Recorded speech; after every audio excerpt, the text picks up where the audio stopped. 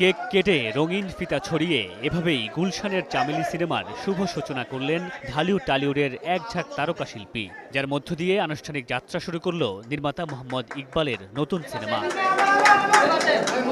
এই সিনেমার মধ্য দিয়ে ঢালিউডে নাম লিখিয়েছেন দুই বাংলার জনপ্রিয় অভিনেত্রী মধুমিতা সরকার। ১ আগস্ট সন্ধ্যায় রাজধানীর একটি ৫ তারকা হোটেলে আয়োজিত সিনেমাটির জমকালো মহরত ও সংবাদ সম্মেলনে উপস্থিত হয়ে নিজের অনুভূতি ব্যক্ত করেন মধুমিতা। জানান, প্রথমবার বাংলাদেশে এসে উষ্ণ অভ্যর্থনা পেয়ে মুগ্ধ তিনি। সেই সঙ্গে জানালেন, পাখি নয়, এবার চামেলি হয়ে পরিচিত হতে চান তিনি। আমার ১০-১২ বছর ধরেই এখানে বিভিন্ন সূত্রে আসার কথা ছিল, কিন্তু অন এন্ড অফ হয়নি।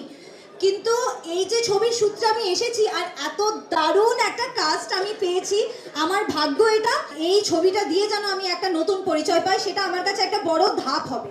কারণ আপনারা ১০-১২ বছর ধরে আমাকে পাখি হিসেবে চেনেন, আমি চাইবো যেন আপনারা আমাকে চামেলি হিসেবে চেনেন। এক যৌনকর্মীর জীবন সংগ্রামের প্রেক্ষাপটে নির্মিত হতে যাচ্ছে গুলশানের চামেলি।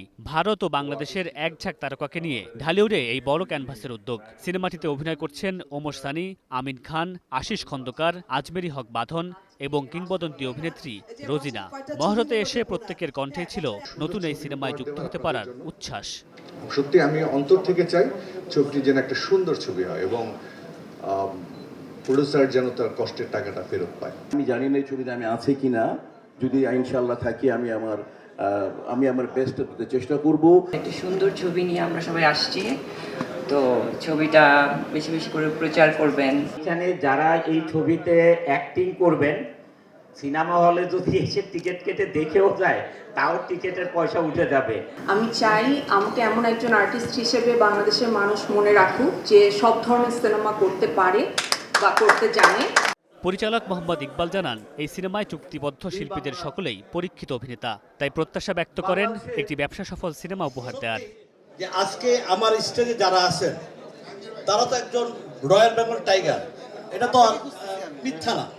এবং তারা কতটা থাপা মারতে পারে তার পুরোভাবে গুলশানের চামেলি। নির্মাতা জানিয়েছেন, নভেম্বর-ডিসেম্বরে শুরু হবে সিনেমাটির দৃশ্য ধারণের কাজ।